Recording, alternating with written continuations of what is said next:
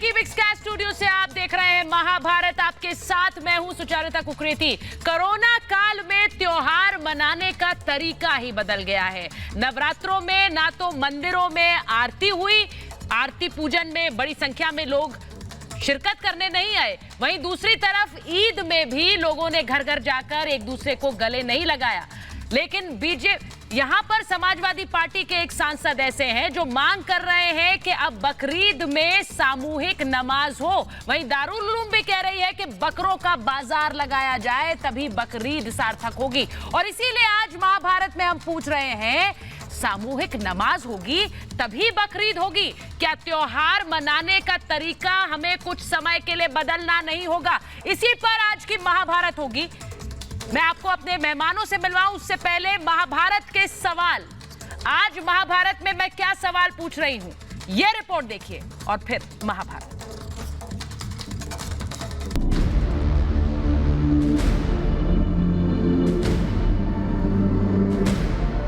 त्योहार है तो कोरोना नहीं होना।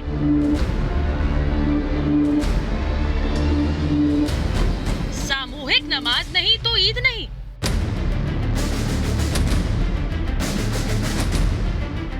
जरूरी या जान? हमें नमाज पढ़ने की मस्जिदों में और ईदगाह में इजाज़त दी जाए और लॉकडाउन जो लगा रखा है इसको हटाया जाए। कोई भी दवा तजवीज़ नहीं हो सकी, कोई वैक्सीन नहीं बन सका। तो हम कहते हैं तो इसका मतलब ये है कि ये बीमारी नहीं है, बल्कि ये अज़ाब है अल्लाह का। समाजवादी पार्टी के नेता शफीकुर रहमान कह रहे हैं कि इस कोरोना काल में भी उन्हें मस्जिद जाने और नमाज पढ़ने की इजाजत दी जाए। रहमान जी इस कोरोना को बीमारी नहीं मानते, बल्कि इसे कुदरत का कहर मान रहे हैं। मगर उन्हें कौन समझाए कि नमाज पढ़ने और मस्जिद जाने से सोशल डिस्टेंसिंग ताक पर चली जाएगी। जब होली, नवरात्र, कांवड़ यात्रा नहीं हुई, शबे बारात और ईद नहीं मनाई गई, तो एसपी के सांसद ये मांग कैसे कर सकते हैं कि मस्जिद खोली जाए और नमाज पढ़ने की इजाजत दी जाए?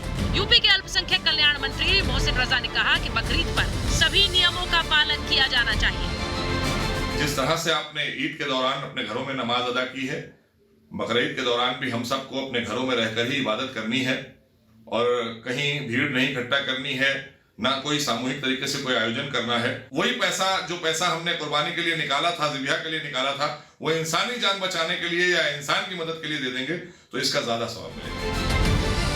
दारुल उलूम देवबंद ने भी सीएम योगी से ईद की नमाज अदा करने की छूट देने की बात कही। मुस्लिम धर्मगुरु साजिद रशीदी ने शफीकुर रहमान के बयान का समर्थन करते हुए उसे सही ठहराया कि नमाज हर परेशानी का हल है, हर मुसीबत, हर तकलीफ से बचाव है। तो मैं समझता हूं उनका ये बयान अपने अकीदे के हिसाब से, जो धर्म के अंदर उनकी आस्था है उसके हिसाब से है। बयान पर चौतरफा गिरने के बाद शफीकुर रहमान ने उस पर सफाई दी और कहा कि सोशल डिस्टेंसिंग का पालन करते हुए नमाज पढ़ने की इजाजत दी जाए। मगर सवाल ये कि जान ज्यादा जरूरी है या धर्म और आस्था? क्या धर्म का पालन घर बैठे नहीं किया जा सकता? आने वाले समय में राखी का त्योहार हो या बकरीद का त्योहार, क्या घर में नहीं मनाया जा सकता?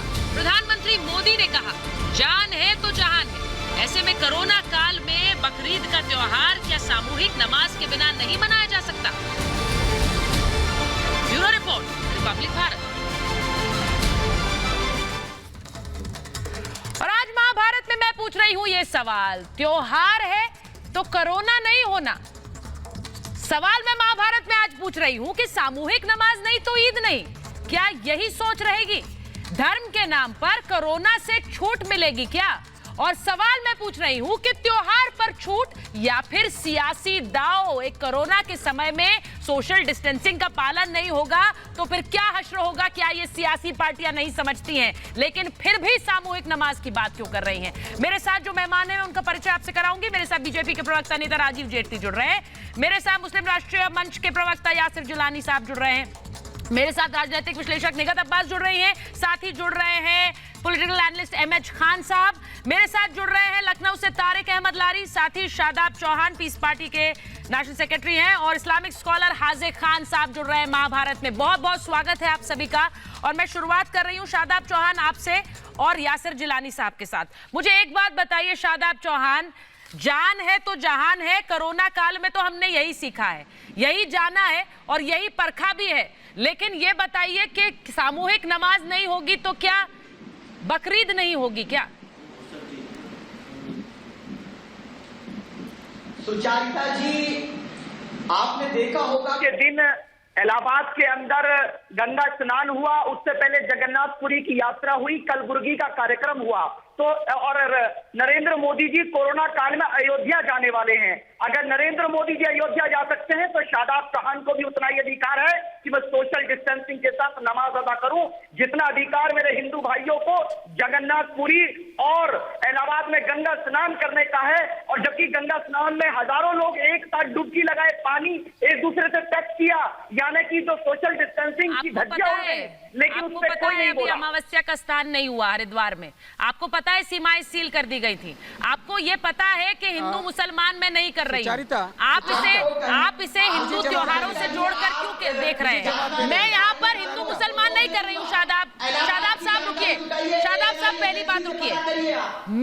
पहली बात मैं आपसे, मैंने शुरुआत में कहा कि नवरात्रों में मंदिरों में आरती, सामूहिक आरती नहीं हुई, अमरनाथ की यात्रा रद्द हुई, वही शबे बारात में भी भीड़ नहीं निकली, वही दूसरी तरफ ईद में लोग घर घर जाकर गले नहीं मिले।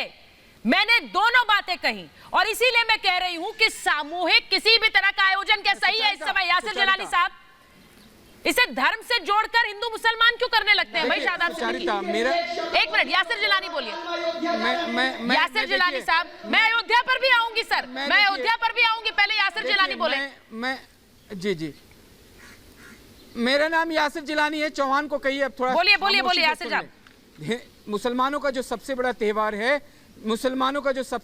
त्योहार है ईद उल फित्र, हाँ। उसको बेहद शांति तरीके से इसी लॉकडाउन में अपने घरों में सोशल डिस्टेंसिंग का पालन करके हिंदुस्तान के तमाम मुसलमानों ने मनाया और इन जैसे फेनेटिक सोच के जो लोग थे उनके मुंह पे तमाचा मारा। हाँ। दूसरा जो सबसे बड़ा त्योहार है सुचारिता, वो ईद उल अजहा यानी बकरीद है, जिसको सैक्रिफाइस के लिए जाना जाता है, जो एक सुन्नत इब्राहिमी की परंपरा है। वो परंपरा ताक़यामत बरकरार रहने वाली है।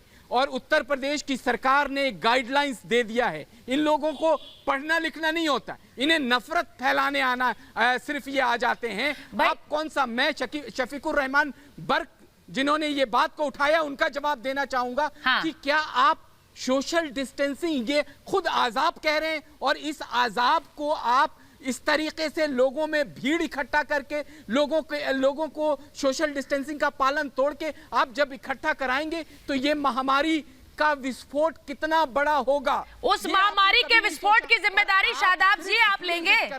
उस महामारी के विस्फोट की जिम्मेदारी शादाब जी आप लेंगे? सुचारिता यासिर जी जल्दी से बोलिए, फिर मैं पूछ रही हूँ उनसे, क्योंकि यहाँ बैठकर ये मुझे मत गिनाइए कि हिंदू मुसलमान की ये त्योहार मनाए गए। रुकिए शादाब जी, आप उस महामारी के विस्फोट की जिम्मेदारी लेंगे? मैं आपसे पूछ रही हूँ, जो आज यहाँ कह रहे हैं कि मुझे चाहिए मुझे जाकर पढ़नी है नमाज। सरकार जिम्मेदार है और हाँ, हम न्याय के लिए लड़ रहे हैं और नमाज जो पढ़ी जाएगी वो सोशल डिस्टेंसिंग के साथ पढ़ी जाएगी। और लॉकडाउन संडे और सैटरडे इसलिए रखा गया क्योंकि पता है यूपी सरकार को बकरीद आने वाली है। सुचारिता जी, आज ही उत्तर प्रदेश की सरकार ने एक गाइडलाइंस जारी किया है, ये नहीं मानेंगे तो इनको पुलिस सीधा कर देगी। थाने के छोटे अधिकारी से लेकर हम जानते हैं उत्तर प्रदेश पुलिस खोजना जानती है। मैं पुलिसिया जोर की तो बात ही नहीं कर रही हूँ जिलानी जी, मैं एक मिनट जिलानी जी, मैं पुलिसिया जोर की बात ही नहीं कर रही हूँ शादाब, वो तो बात की बात है। गाइडलाइंस माने या ना माने, भाई गाइडलाइंस मानने की जिम्मेदारी हर एक नागरिक की है। पुलिसिया जोर की बात तो तब आएगी जब आप अपनी जिम्मेदारी नहीं निभाएंगे बतौर एक नागरिक। मैं गलत कह रही हूँ निगत? आप अगर जिम्मेदारी नहीं निभाएंगे तब पुलिसिया जोर की बात आएगी। जिम्मेदारी आपकी भी है, मेरी भी है, निगत की भी है। निगत बोलिए। इब्राहिम ने जो सैक्रिफाइस का जज्बा दिखाया पूरे दुनिया को, उस पर चर्चा देखिए।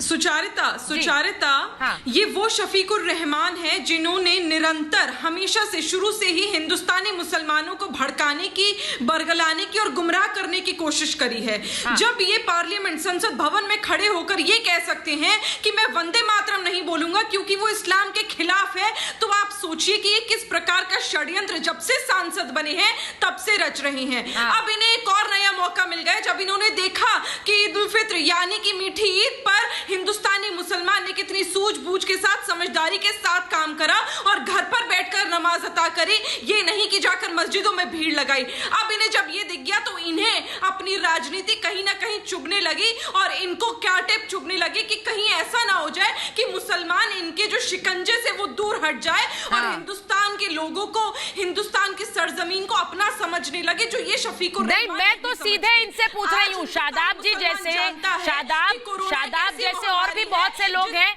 जो इनका मत रखते हैं। अगर इनका मत रखते हैं तो क्या ये जिम्मेदारी लेते हैं? अगर वहां पर इस तरह कोरोना विस्फोट होगा तो उसकी जिम्मेदारी कौन लेगा? शादाब जी, हम तो कह रहे नरेंद्र मोदी की जिम्मेदारी लेंगे कि क्या डोनाल्ड ट्रंप के नमस्ते से कोरोना फैला? नरेंद्र मोदी कैसे आ जाते हैं? मैं आपकी जिम्मेदारी की बात कर रही हूँ। मुझे पता है ये सियासी रोटियां मत सेका करिए यहाँ आकर, ये सियासी रोटियां मत सेका करिए यहाँ पर आकर। शादाब जी, ये सियासी रोटियां सेकने के लिए नहीं बुलाया मैंने आपको महाभारत में। का काम वो करते हैं जो लाशों पर मैं आपकी अपनी जिम्मेदारी की बात कर रही हूँ। आपकी अपनी कोई जिम्मेदारी है कि नहीं है? Second class citizen of the country, हम लोग फर्स्ट क्लास सिटीजन है, सेकंड क्लास नहीं है कि जगन्नाथ। कौन कह रहा है आपको सेकंड क्लास? लेकिन नमाज कौन कह रहा है आपको सेकंड क्लास? शादाब जी, कौन कह रहा है आपको सेकंड क्लास? षड्यंत्र रचा जा रहा है कि भारत का मुसलमान कौन सा षड्यंत्र? कौन सा षड्यंत्र रचा जा रहा है? क्यों ऐसी बातें कर रहे हैं आप? कौन षड्यंत्र रच रहा है आपके खिलाफ? आप अपने आप को यहाँ पर सेकंड क्लास सिटीजन कह कहकर ये सिंपैथी लेने की कोशिश मत करिए। यहाँ पर कोई सिंपैथी नहीं मिलेगी आपको, कोई यहाँ सेकंड क्लास सिटीजन नहीं है। भारत में हर नागरिक का समान अधिकार है। तो मुझे ये सब मत बताइए और ना ये सिंपैथी लेने की कोशिश करिए। मैं आपसे सीधे पूछ रही हूँ, आपकी जिम्मेदारी है कि नहीं है? और हर त्योहार में है। अगर अमरनाथ यात्रा रद्द हो सकती है तो क्यों आपको सामूहिक नमाज की मांग करनी है? मुझे ये बताइए। किसी भी तरह के धर्म में, मैं सिर्फ, और मैं धर्म की बात नहीं करती हूँ। राजीव जेटली को लाइए, हाजिक खान साहब। सुचारिता, एक मिनट राजीव, आप तो बखूबी जानती हैं कि ये कौन लोग हैं। ये लोग जब भी इनसे सवाल करे जाए, सच पूछा जाए तो बिलों में जाकर घुस जाते हैं। क्यों इनकी हिम्मत नहीं हुई कभी जमातियों के बारे में बोलने की? तब शफीकुर रहमान कहाँ क्वारंटाइन हुए थे, इनसे कोई पूछे जमातियों के ऊपर सवाल नहीं उठाते। इनसे कोई पूछे जो महिलाओं के सामने अश्लील हरकतें करते हैं उनके बारे में सवाल नहीं उठाते। ये सवाल एक सेकंड पत्थरबाजी करी थी। देखिए, एक मिनट, आज ये महामारी में लोगों को ये कह रहे हैं शादाब जी प्लीज, किसी को यहाँ पे किसी का एजेंट कहने की जरूरत नहीं है। ना निगत किसी के एजेंट है, ना आप किसी के एजेंट हैं। अपनी जिम्मेदारी लेकर अपनी बात करिए। मैं राजीव जेटली के पास जा रही हूँ।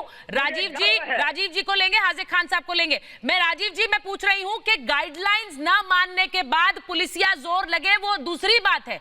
क्यों किसी पुलिसिया जोर की बात तक मैं पहुंचूं? एक जिम्मेदारी है कि नहीं है?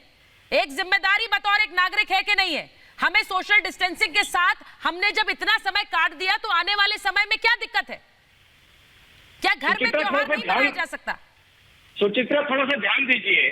जब से कोरोना महामारी फैली है तब से कहीं ना कहीं धार्मिक आग कहां से लगाई जा रही है। कभी कोई लगता है, कभी कोई लगाता है। अब समाजवादी पार्टी के नेता को लगा कि मुसलमान सो रहा है, उसको जगा दें। उनको जगाने के लिए इन्होंने कहा कि हम सामूहिक रूप से नमाज पढ़ेंगे, मतलब कोरोना फैलाएंगे। कोरोना फैलाएंगे तो उसके बाद हमारी राजनीतिक पार्टी को भी कहीं ना कहीं थोड़ी ऑक्सीजन मिलेगी, और ऑक्सीजन मिलेगी तो हम कहेंगे हमारे पर इल्जाम लगाया जा रहा है धार्मिक आधार पे। अभी तक देखिए, जब से कोरोना महामारी फैली है, हमारी सरकार ने बहुत स्पष्ट कहा, कोई भी रिलीजियस प्लेस क्यों ना हो, कोई भी धार्मिक जगह क्यों ना हो, वहां पर हमें बचकर चलना है, हमें इकट्ठे नहीं होना।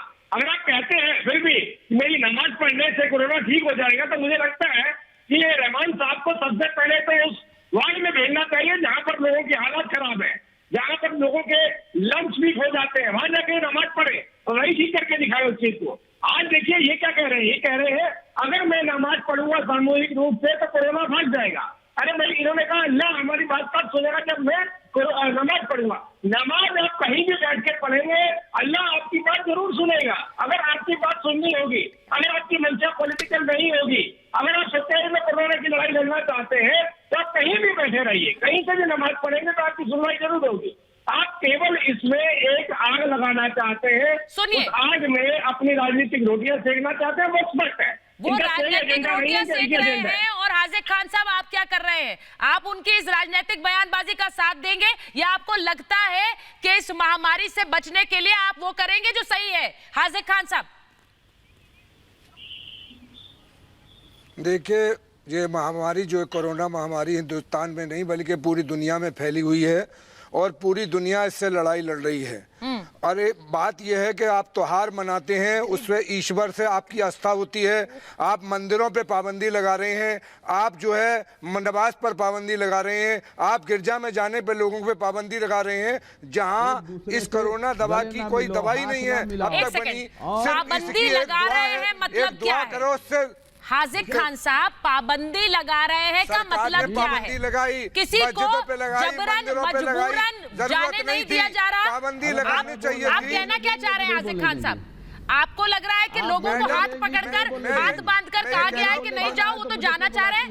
बड़ा मुश्किल। इसका क्या मतलब है पाबंदी लगाई जा रही है? उन्हें खुद पता है कि उनका जाना उनकी सेहत के साथ खिलवाड़ है। उन्हें खुद पता है उनका जाना सेहत के साथ खिलवाड़ है। आपको नहीं समझ आता? अगर आज कोई मंदिर में कीर्तन में नहीं जा रहा है तो इसलिए नहीं जा रहा क्योंकि उसे पता है कि वहाँ पर उसे इस महामारी का खतरा है। पाबंदी नहीं लगाई। जो विदेश से आ रहे थे पाबंदी कैसे? 24,000 लोगों की 15,000 24,000 की आपने स्क्रीनिंग की। आपको पाबंदी जहाँ लगानी थी। एक मिनट नहीं हाजिक खान साहब, एक मिनट मेरी बात सुनिए। आपको ये पाबंदी लग रही है? आपको ये पाबंदी लग रही है? आपको ये पाबंदी लग रही है? राजीव जी एक मिनट। हाजिक खान साहब आपको ये पाबंदी लग रही है? ये पाबंदी है? आपकी सेहत के लिए कुछ दिशा निर्देश जारी किए गए, वो आपके लिए पाबंदी हो गई? वो आपके लिए पाबंदी हो गई? दिशा निर्देश आप देश के लिए, लोगों की सेहत के लिए, अपनी सेहत, अपने परिवार की सेहत के लिए नहीं कर सकते? स्क्रीनिंग करनी चाहिए थी। एक मिनट हाजिक खान साहब, आपने उनकी स्क्रीनिंग नहीं की। आपने ट्रम्प को लेकर बुलाया, सैकड़ों लोग बीमार लोग बुलाए, यानी सुनिए पूरी दुनिया में कोरोना फैला, पूरी दुनिया जूझ रही है, तो सबने गलती की है। हर किसी ने गलत स्क्रीनिंग की, हर देश ने गलती की है। गलती नहीं। आपको लग रहा है इसे ऐसे रोका जा सकता था? कि आप बुनियादी बहस पर फिर जा रहे हैं। सुन लीजिए, उन पर पाबंदी लगाते। आप 78,40,000 आदमियों पे, आप वुहान से जो लोग आए उन पर पाबंदी लगाते, आप ईरान से जो लोग आए उन पर पाबंदी लगाते। हाजिक खान मैं समझ नहीं पा रही हूँ आपकी सोच। राजीव जी एक मिनट रुकिए राजीव जी। हाजिक खान साहब, आपको लग रहा है कि कोरोना देश में आ गया तो आप पर पाबंदी लगा दी गई, सरकार विफल थी, कोरोना रोक नहीं पाई, तो हम पाबंदी क्यों झेलें? ये सोच है आपकी। ये अगर हर एक नागरिक की सोच हो गई सर, तो आप उनको अपमानित कर रहे हैं जो कोरोना काल में पाबंदियां झेलकर तब भी अपना जीवन चला रहे हैं। को नाराज कर रहे हो आप। इस पाबंदी से कुछ नहीं हासिल करोगे। ठीक है सर, तो मैं आपको कह रही हूँ आप पाबंदी मत मानिए। हाजिक खान साहब, आप पाबंदी मत मानिए। आपको जो करना है करिए सर। आपकी सेहत, अपने परिवार की सेहत को आप खतरे में डालिए। आपको जो करना है करिए। आप MLA खरीद रहे थे। जिम्मेदारी वाला बयान देंगे या इस तरह का गैर जिम्मेदाराना बयान देंगे आप? 11 लाख लोग हो गए बीमार। हाजिक खान कि 21 दिन महामारी मेरी बात सुन लीजिए एक बार। हरा पाए, आपने देश को हरा दिया। आपने देश के लोगों को बीमार कर दिया। आप आगे से ना तो मास्क पहनिए, आप भीड़ लगाइए, लोगों को बुलाइए, लोगों के घर जाइए। आपका जो गैर जिम्मेदाराना बयान है ना, वो मुझे यही दिखा रहा है। आपको कोई पाबंदी, आपको हर चीज पाबंदी लग रही है। 8,000 आपको शर्म नहीं आ रही है बात करते हुए? पहने हुए थे। आपको ये पाबंदी लगती है? आप अगर ये कर रहे हैं तो अपनी सेहत के लिए कर रहे हैं, किसी पर एहसान नहीं कर रहे हैं। मैं आपको पहले बता दूं। और अगर इस सोच के साथ आप चलेंगे तो ये सबसे गैर जिम्मेदाराना सोच है। मुझे शर्म आ रही है, आप कैसी बातें कर रहे हैं? MH खान साहब को लीजिए। MH खान साहब रुक जाइए। नहीं, मुझे हैरानी हो रही है, आप ये बात कर रहे हैं। ये पाबंदियां हैं। आपकी सेहत के लिए आप कुछ कदम उठा रहे हैं तो आपको वो जंजीर लग रही है, बेड़ियां लगा दी आपके पैरों में। ये बेड़ियां लगा दी आपके पैरों में और आप बोल रहे हैं ऐसे। हम नमाज, हमने ईद की भी पढ़ लारी साहब, हम बकरीद की भी पढ़ लेंगे, लेकिन आप लड़ाई लड़ रहे हो सीधे। सर सिर्फ बकरीद की बात नहीं हो रही है। ये मैं आपको एक बात फिर बता दूं, ये बात सिर्फ बकरीद की नहीं है। बहुत से लोग खड़े होकर ये कहना शुरू कर दे कि मुझे अमरनाथ यात्रा में जाना है। कैसे रोक दी आपने यात्रा? मैं उनको भी वही कहूंगी।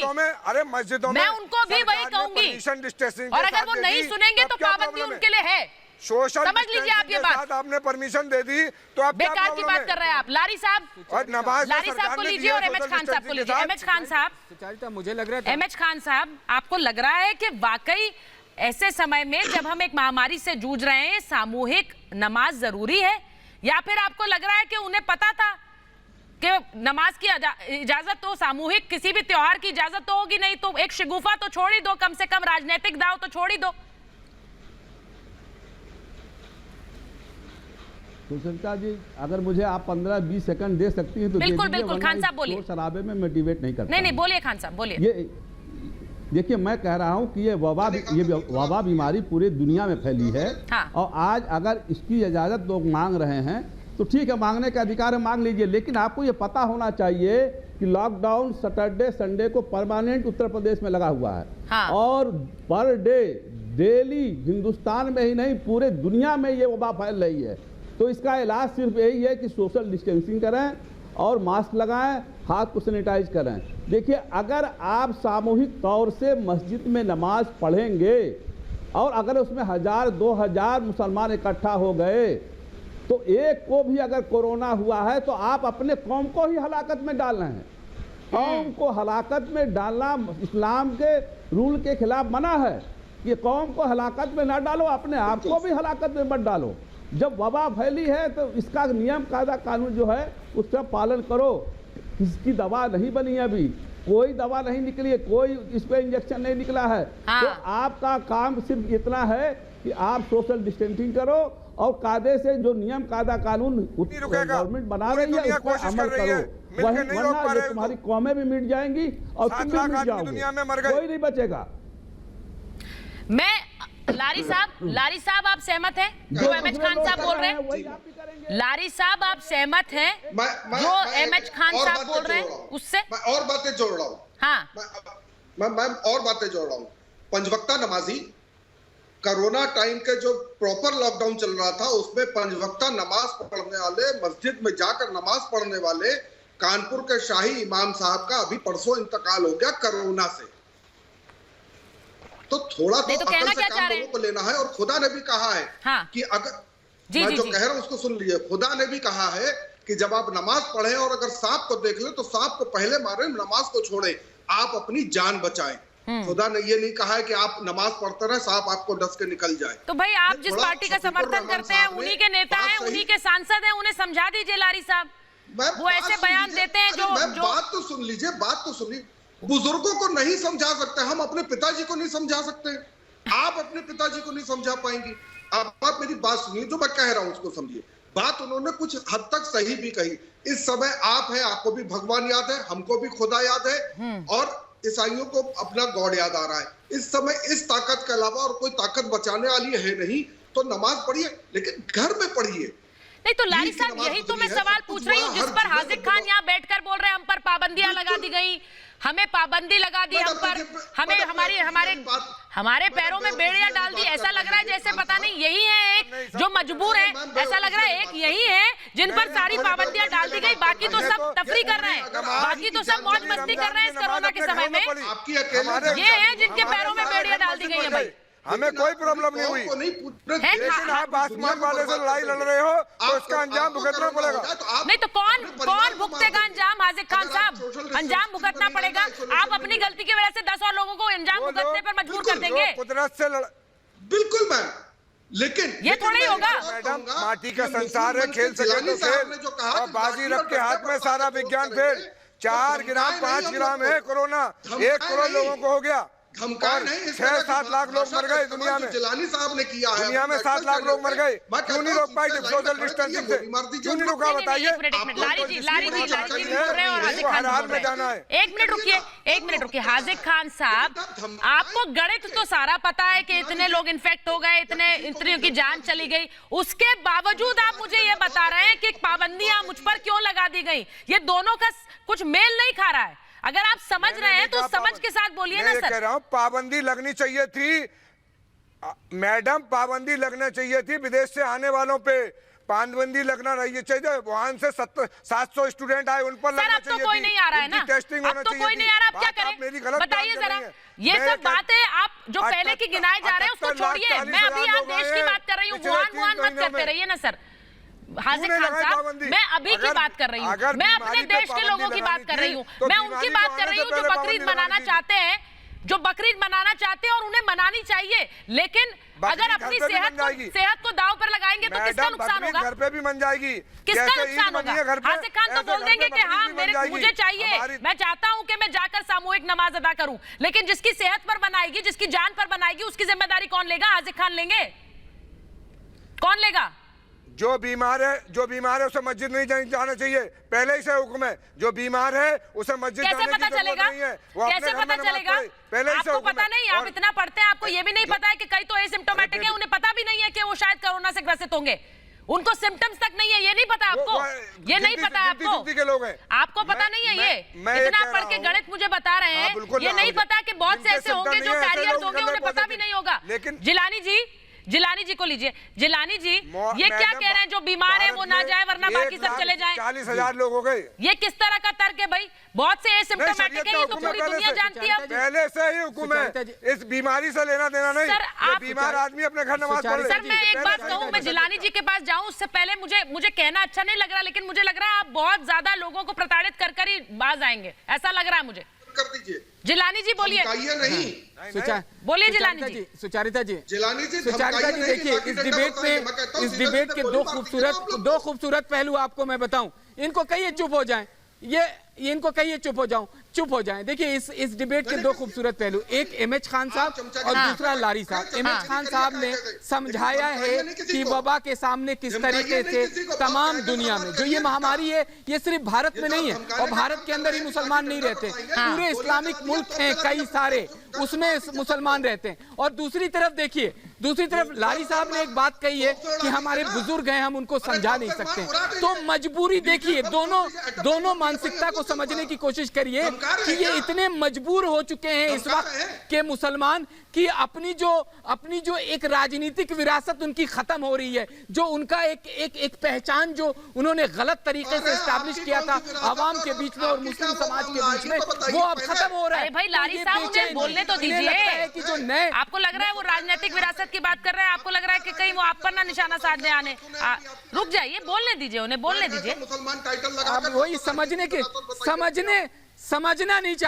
समझना नहीं चाहते। शफीकुर रहमान बर्ग पे आप क्या बोलेंगे, जो आदमी संसद के अंदर खड़े होकर वंदे मातरम नहीं बोलता है, तो आप इस पे चर्चा करेंगे। मैं इस तरह की मैं चर्चा नहीं करना चाहता।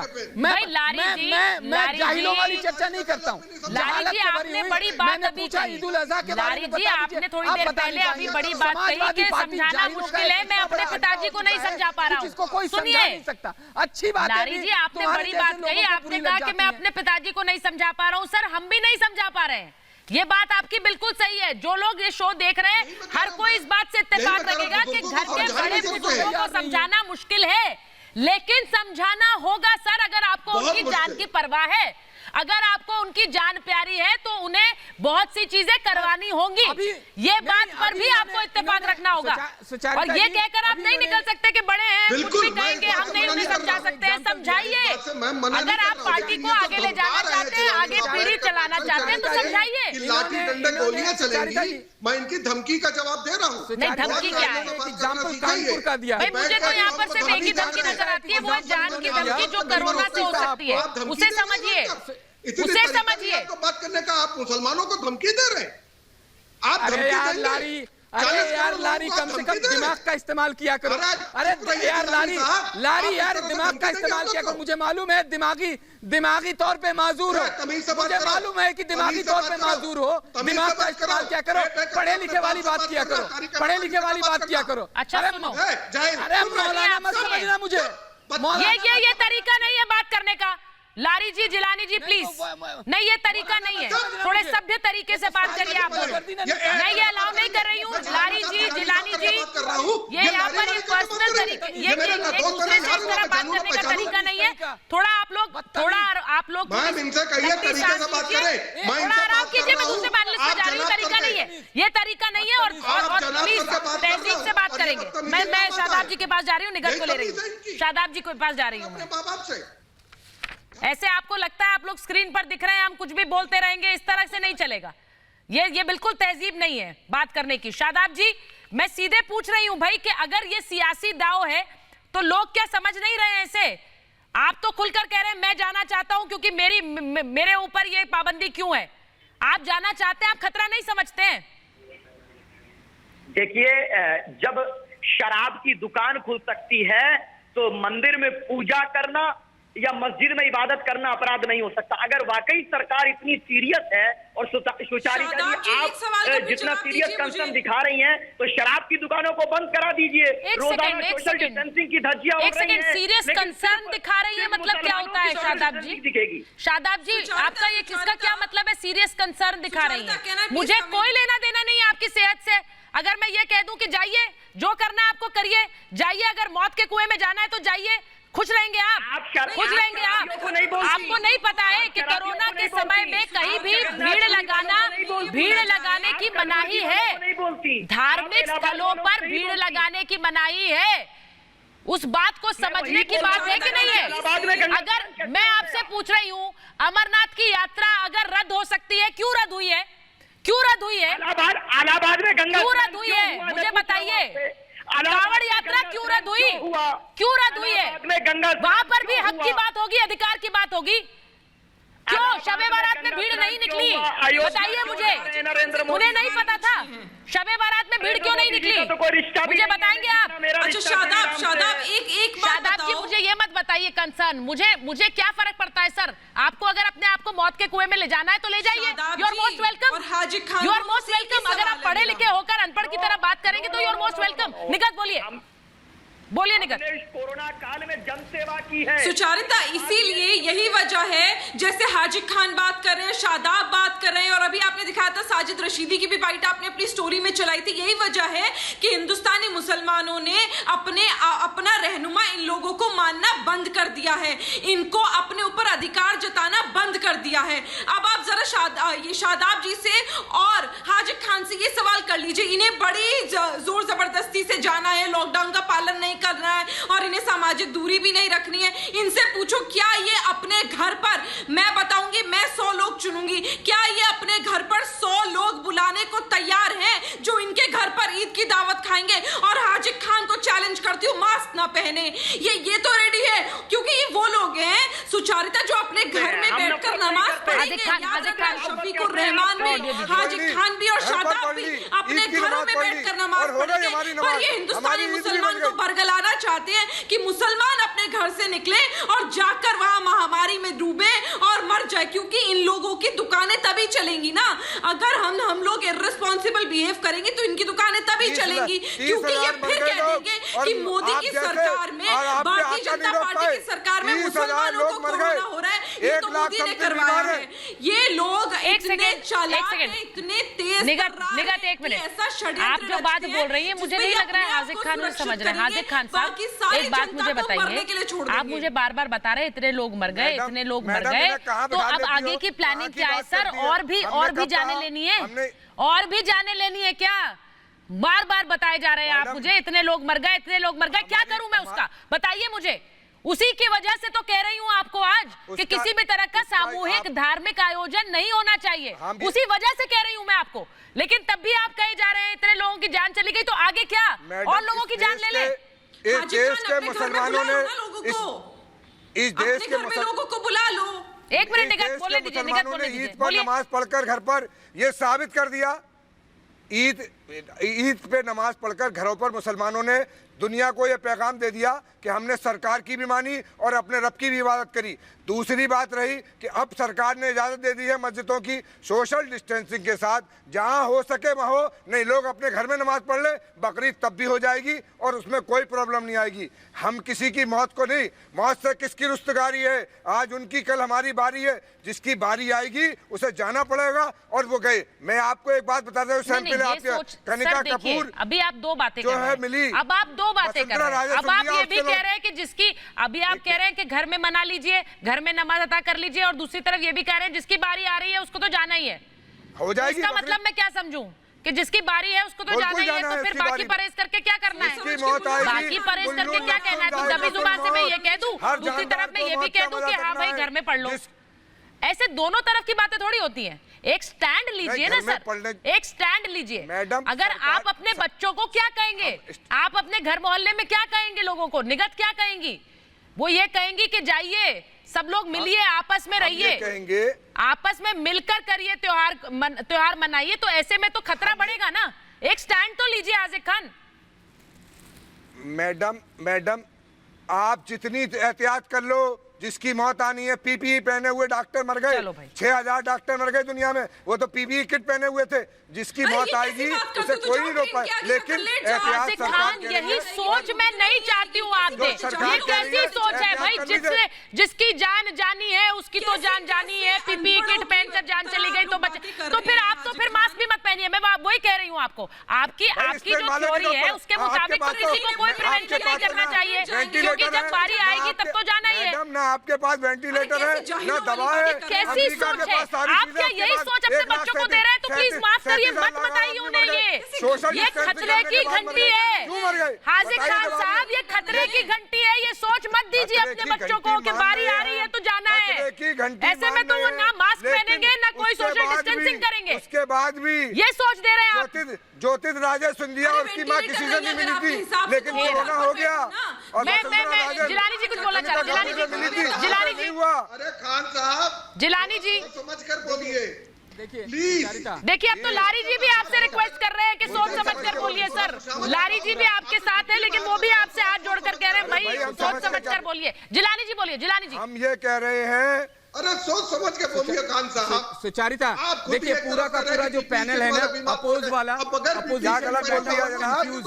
उन्हें समझ में नहीं आ रहा है कि इस वक्त वो क्या बात करें। अब देखिए अगर आप उनसे सवाल करिए तो लोग बदतमीजी करने लगते हैं पैनल पे बैठ के। उन्हें समझना चाहिए कि ये महामारी खुद कह रहे हैं कि आज आपकी तो कल हमारी बारी हो सकती है।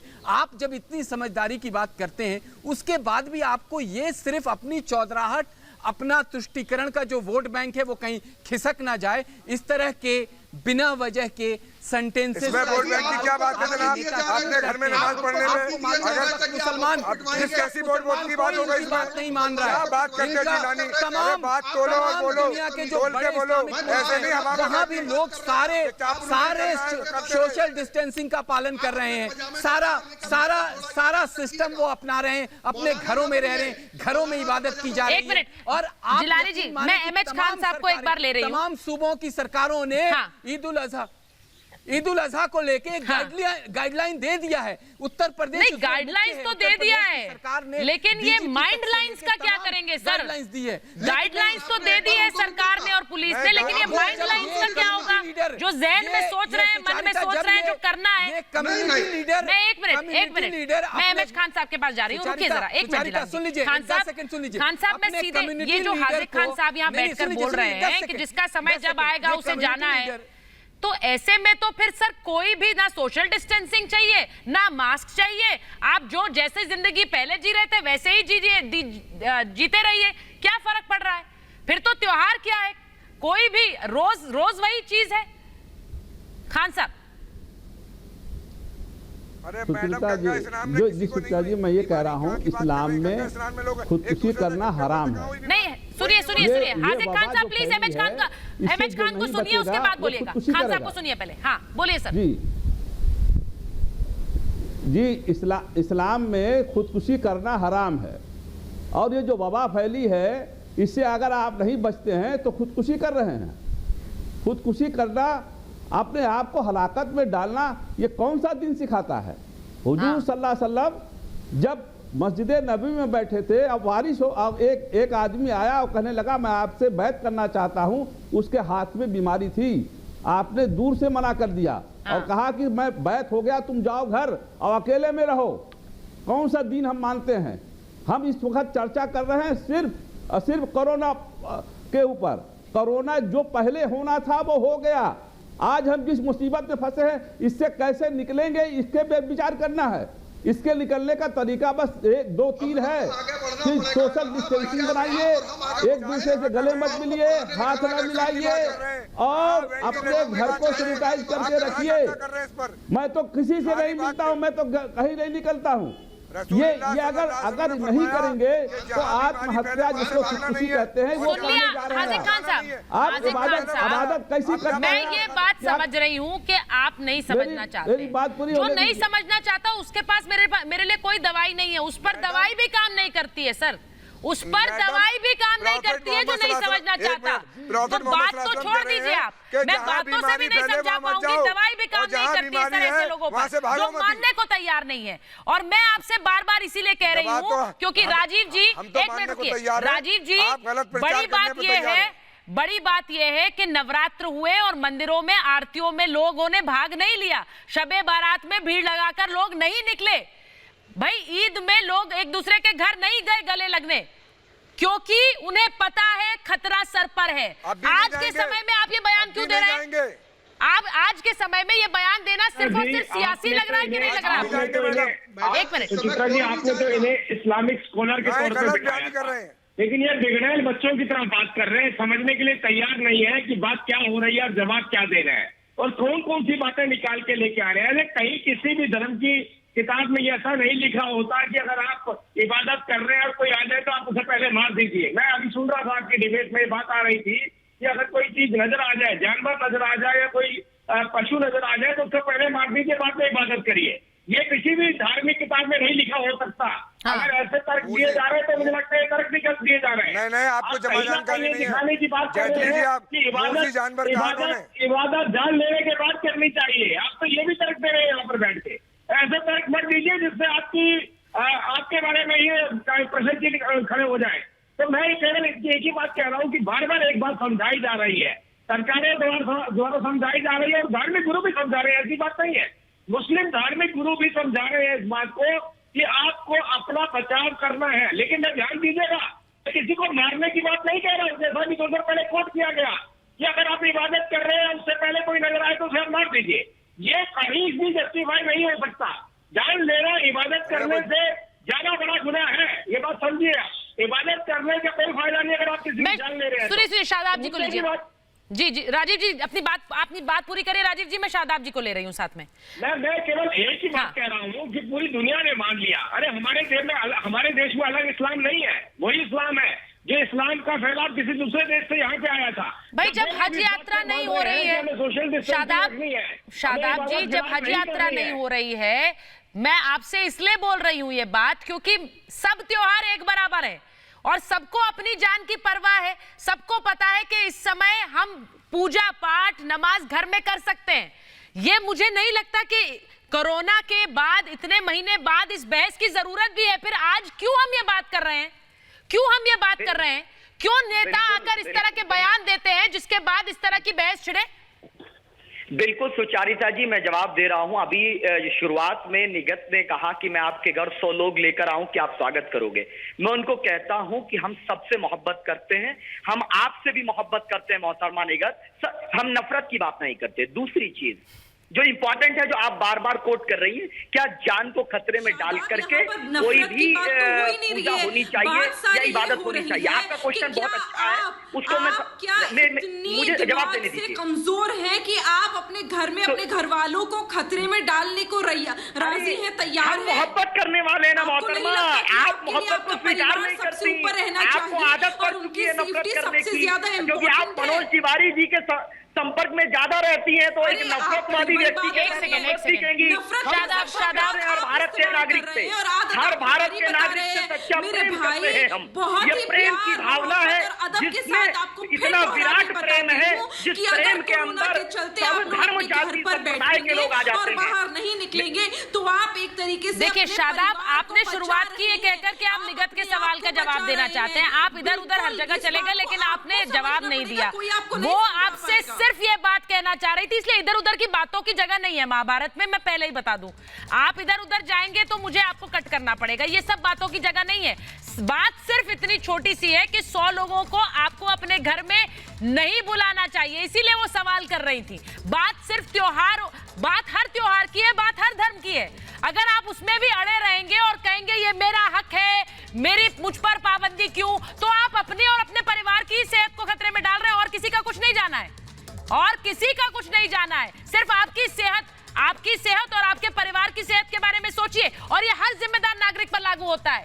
हर त्योहार घर में संयम से मनाया जा सकता है, उसके लिए सामूहिक आयोजन की जरूरत नहीं है एक ऐसे समय में जब आपके लिए वो खतरा बन जाए, आपकी जान को खतरा बन जाए। मेरे पास महाभारत में इतना ही समय था, बहुत बहुत धन्यवाद।